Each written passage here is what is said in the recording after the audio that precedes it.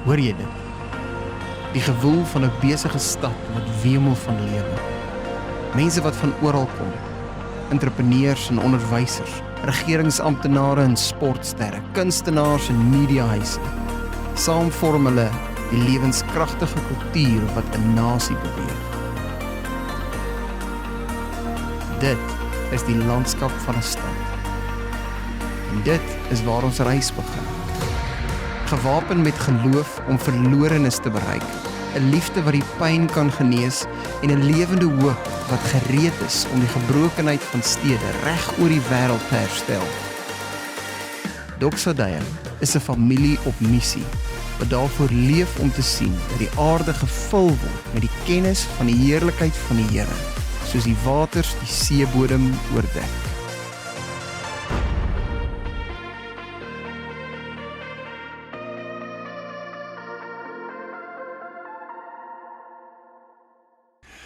Goeiedag vir die van julle wat my nog nie ontmoet het nie. My naam is Nagel Myburgh en is vandag vir my baie lekker om saam met jou te kuier in die woord.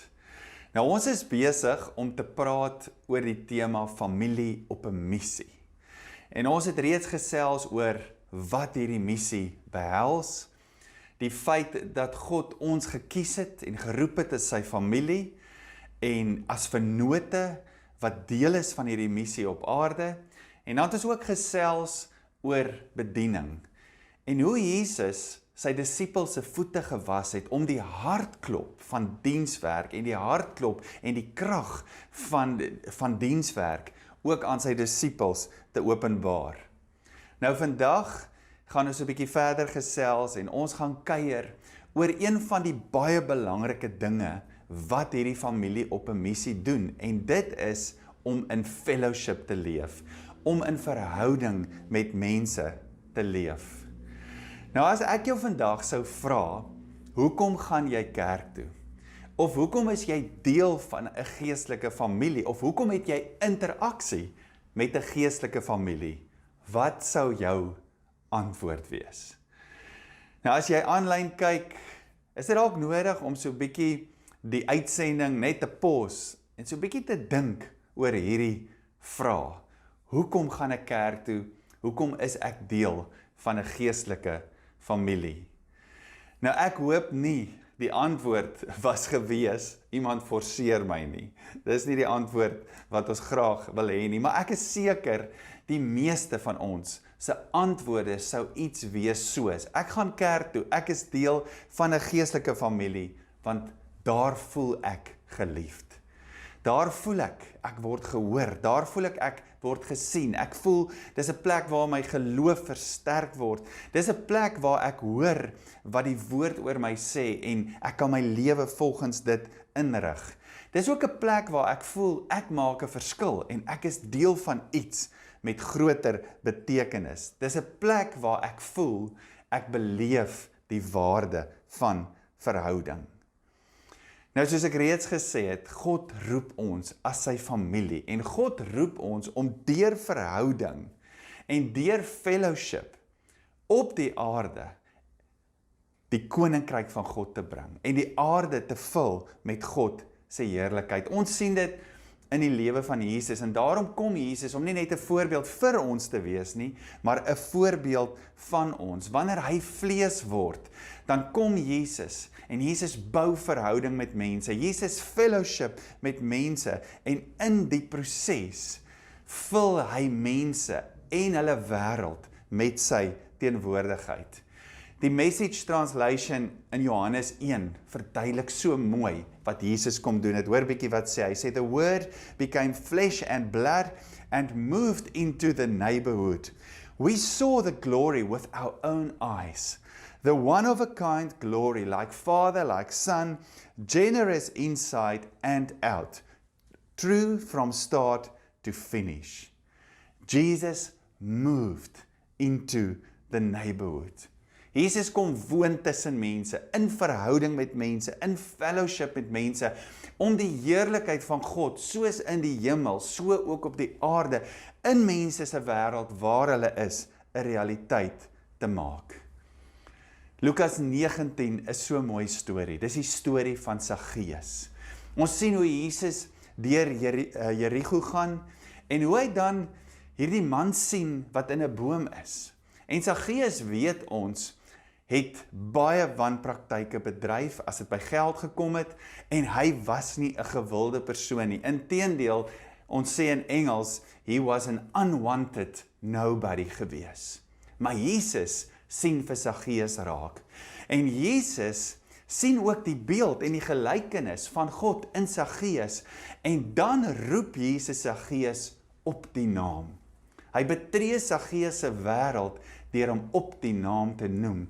Hy ken hom, hy maak bemoeienis met hom.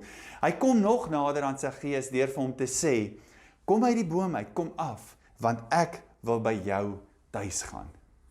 Nou wanneer jy in iemand se huis bly vir 'n tydjie, kom jy baie naby aan hulle wêreld. En dis presies wat Jesus hier doen. Hy kom naby aan Saggeus se wêreld. En die mooi van die storie is dat Jesus se passie en sy compassion vir Saggeus, Jesus se inisiatief en sy verhouding met Saggeus, sy lewe herstel, sy lewe red en sy lewe kom verheerlik. Tot so 'n mate dat Saggeus nie net gered word nie, maar dat Saggeus teruggaan en sê, nou het ek impak in die koninkryk, nou kom wys ek hoe die koninkryk lyk. En Saggeus sê, ek sal 4-dubbel teruggee van almal wat ek te na gekom het. Kan jy dink hoe alleen Saggeus was, totdat Jesus by hom stil gestaan het? En miskien kan ons dink, Saggeus het dit verdien. Saggeus het dit oor homself gebring. Saggeus se werke was boos. Saggeus was korrup gewees. Maar iemand het eenmaal gesê, people need love the most when they deserve it the least. Ek is seker, die persoon wat dit gesê het dit ontdek uit die woord uit. Wanneer Paulus sê in Romeine 5 vers 8, toe ons nog sondaars was, het Christus vir ons sonde kom sterf en het hy sy lewe vir ons kom gee. Kan jy dink, hoeveel keer het Saggeus, dit wat ek en jy beleef deur fellowship, hoeveel keer het hy die ek is geliefd, ek behoort, ek maak saak, ek het betekenis, ek is geroepe. Kan jy dink hoeveel keer in sy lewe het hy dit gemis, totdat Jesus by hom stil gestaan het. En dan skryf Lukas Jesus se laaste woorde in hierdie storie op in Lukas 19 vers 10 en hy skryf, die seun van die mens het gekom om diegene wat verlore is te soek en te verlos. In Jesus se verhouding met Saggeus sien hy hom raak. Hy bring verlossing vir hom. Jesus sê, vandag het hier vir hierdie man verlossing gekom. Maar Jesus doen meer as dit. Jesus herstel hom en Jesus posisioneer hom ook vir impak in die koninkryk. Dit noem ons verheerliking. Nou ek hou baie van gesegdes, want gesegdes sê iets baie kragtig in 'n sin of twee. En een van die gesegdes wat ek al baie in my lewe gebruik het, is die gesegde wat sê, the enemy first isolates you, then he violates you. The enemy first isolates you, then he violates you. En is dit nie so nie? Ons het al hoeveel keer in ons wêreld gesien, wanneer mense alleen is, of wanneer mense alleen voel, en daar nie die geleentheid is vir die krag van verhouding, of die krag van fellowship, om in hulle lewens te werk nie, is dit juis die tyd, waar die vyand kom, en hulle lewens beskadig met leuns. Ons kyk rondom ons na die wêreld en dis dikwels wat ons sien. Ons sien die effek van isolasie, ons sien die effek van eensaamheid en die afwesigheid van die krag van verhouding en fellowship in mense se lewens wat afgaan in 'n afwaartse spiraal van negativiteit, soos wat dit ook was in Saggeus se lewe tot Jesus by hom stil gestaan het. Nou eensaamheid word in ons moderne samelewing genoem of beskryf as een van die grootste probleme of uitdagings van ons tyd. Mense is tussen mense in digbevolkte populasies of stede maar hulle is nog steeds emosioneel alleen. Nou ek wil vandag vir jou sommer net 'n paar interessante feite of statistieke gee wat handel juis oor isolasie. Dit is so interessant om te weet, in 2018 reeds, nog voor COVID, het die Verenigde Koninkryk 'n minister of loneliness aangestel. Juis om die kwessies wat ontwikkel het uit mense wat alleen is aan te spreek. Onlangse navorsing toon dat die generasies, die millennials en die Gen Z generasie, die nommer 1 en die nommer 2 plek vat op die lys as dit kom by mense wat eensaamheid beleef. En is dit nie ironies nie? Dit is die generasies wat die meeste connected is met social media, maar wat die meeste disconnected is verhoudingsgewys. Nog so 'n bietjie statistieke, sielkundige navorsing het onlangs ook getoon dat die risiko van sekere geestesgesondheidsprobleme soos depressie, angstigheid, irritasie, woede en selfs sekere tipes kompulsiewe gedrag die risiko het om te verhoog as gevolg van isolasie. Mediese navorsing het ook getoon dat eensaamheid die risiko van fisiologiese siektes soos hartsiektes, hoë bloeddruk en diabetes verhoog as gevolg van die oormatige vrystelling van streshormone. Nou daar is 'n outeur met die naam van Susie Becker en sy het 'n boek saamgestel wat sy noem The All Better Book. En in hierdie boek was kinders sekere vrae gevra oor die wêreld se grootste probleme en dan het sy hierdie vrae nou opgeskryf as ook die kinders se antwoorde en natuurlik was die probleem van eensaamheid een van die vrae en antwoorde wat voor die kinders se deur gelê is en wat in hierdie boek opgeskryf is. Hoor 'n bietjie hierso, dit kom uit hierdie boek uit. With billions of people in the world, someone should figure out a system where no one is lonely. What do you suggest? Dis wat aan die kinders gevra was. Een kind het gesê, hy het 'n blinkplan gehad. Hy het gesê, find lonely people, ask their name and address, then ask people who aren't lonely, their name and address. And when you have an even amount of each, assign lonely and not lonely people together in the newspaper. 'n ander kind het gesê, make food that talks to you when you eat. For instance, it would say, how are you doing? What happened to you today? Nou ek dink dis nodeloos om te sê dat die kinders se antwoorde het nie die groot wêreld probleem opgelos nie. Ek dink hierdie vraag wat vir die kinders gevra is, ek dink die aanstelling van the Minister of Loneliness was heeltemal onnodig gewees. Want daar is 'n antwoord vir hierdie statistieke. Daar is 'n antwoord vir hierdie pandemie en God het hierdie antwoord lankal vir ons kom gee. God se plan is met sy familie dat ons deur fellowship, soos in die storie van Jesus en sy Gees, die heerlikheid van God sal openbaar. He moved into the neighborhood. Dit spreek van verhouding, om die mens weer te kom herstel en die mens weer te verheerlik. Nou hierdie plan van God, hierdie plan van fellowship, van verhouding, ons weet in ons eie lewens hoe belangrik dit is en dalk was dit een van die antwoorde gewees hoekom ons aan 'n geestelike familie behoort. So ons weet hierdie plan van God van fellowship en verhouding is vir sy familie, vir die kerk, maar is ook vir ons verhouding met die wêreld. Fellowship is een van die kragtigste aksies wat God vir ons gee om sy familie te anker in die nuwe lewe wat daar in Christus is. En ek wil jou nooi om te kyk na 'n video van 'n monoloog wat op so 'n effektiewe manier vir ons die plan en die krag van fellowship kom vertel. Kyk gerus saam met my na hierdie video. I grew up by miles of redwood trees, tall, strong, and beautiful. And I learned a couple of things, that redwoods are the tallest trees in the world. They are some of the strongest, most resilient. Storms and fires cannot take them, and they are Latin for the term forever living. But their roots don't even run that deep.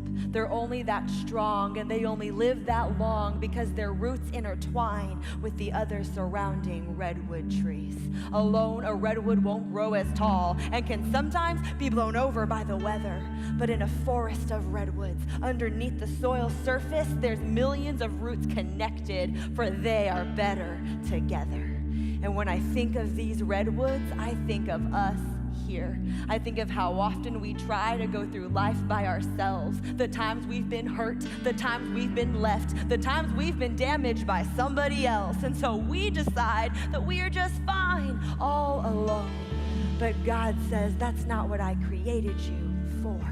Jesus was passionate about people and community and believed the church was the hope of the world. He calls it a family because here we find our identity. He calls it a temple because we're like different pieces that come together to build and hold up one another. He calls it a flock of sheep because we are cared for by the same shepherd. And he calls it a body because we're all different parts and no purpose or function is like the other. He calls it his bride because the church is the love of his life, and he calls it a vine or a garden because we're only productive when we're connected. He says the lost have hope through it. He says the hurt are healed through it. He says we must love and forgive and fight to protect it because the community of the church is his absolute favorite.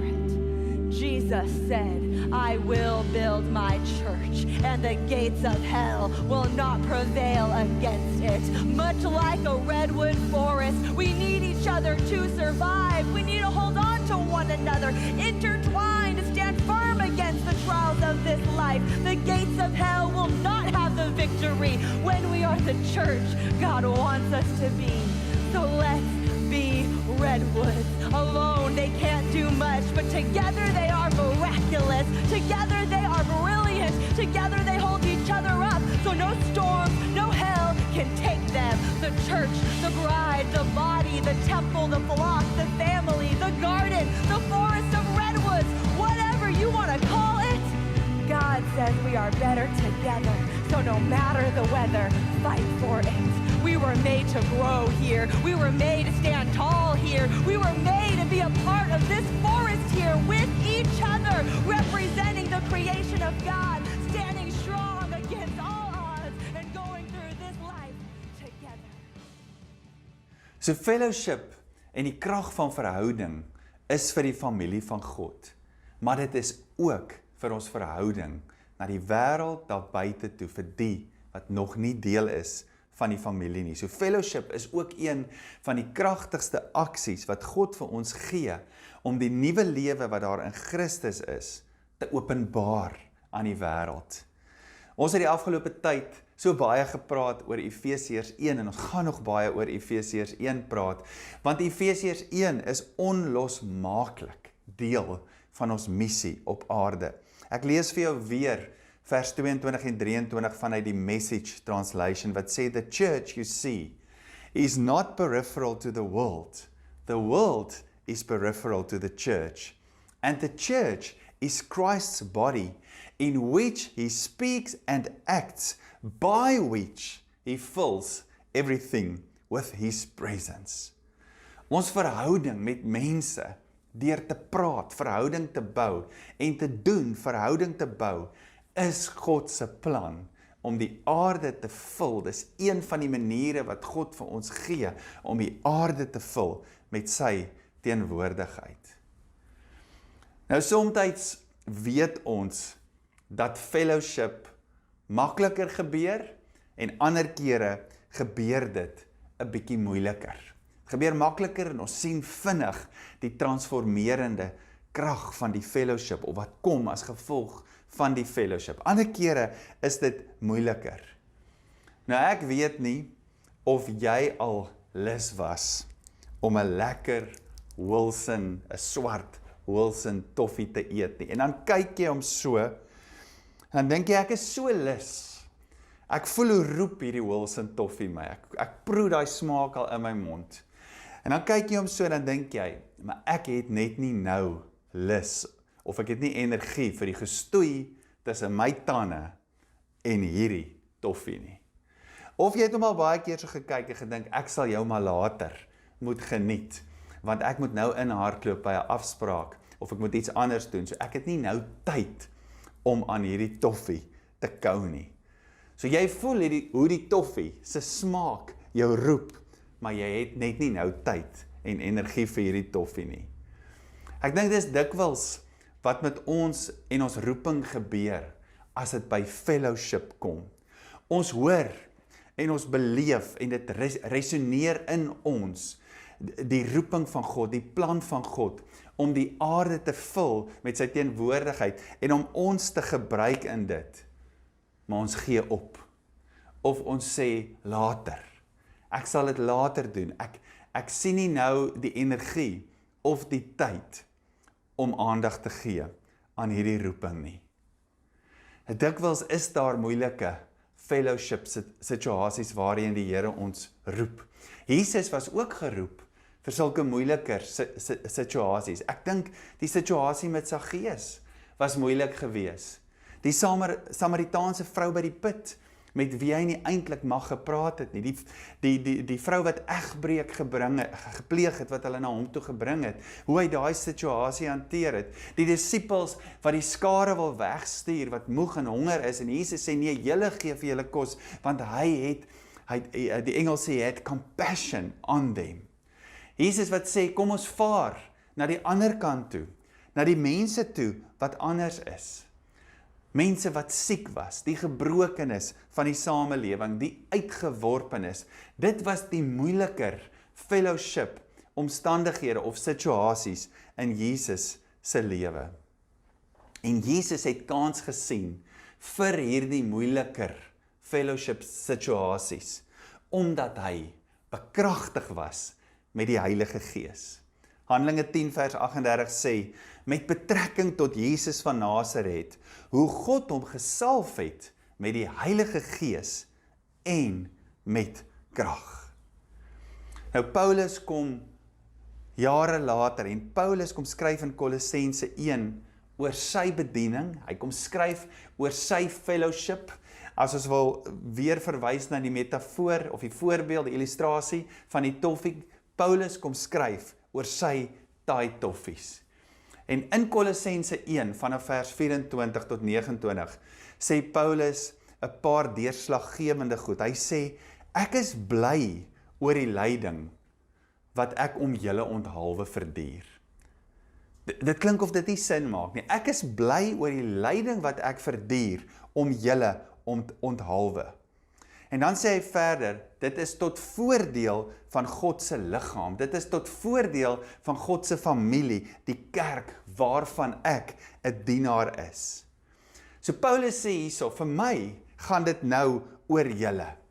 Dit gaan vir my daaroor dat julle die hoop wat daar in Christus is, dat julle dit sal ontdek en dat julle sal kan volwasse raak in dit. Paulus het dit geweet. Paulus het geweet. Dis God se plan met hom. Dit is hoe God, deur sy verhouding, deur sy fellowship, hoe God die aarde wil vul met sy heerlikheid.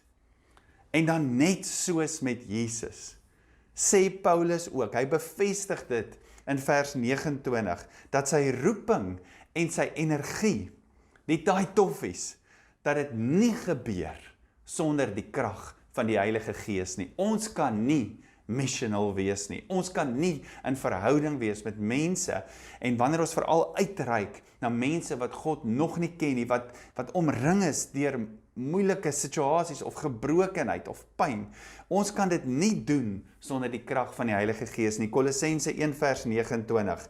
Daarvoor span ek my ook in, terwyl ek die worstelstryd voer, in ooreenstemming met sy krag, wat met mag in my werk. Paulus sê, ek span my in ooreenstemming met sy krag. En dis die krag van die Heilige Gees wat in my werk. Ek wil jou vandag nooi om weer die volgende te hoor en dit ook te internaliseer en dit vas te maak. God roep jou en God roep my vir sy missie. Hy roep ons vir verhouding, vir fellowship met mense. God roep my en jou om te dien, sodat sy missie kan realiseer.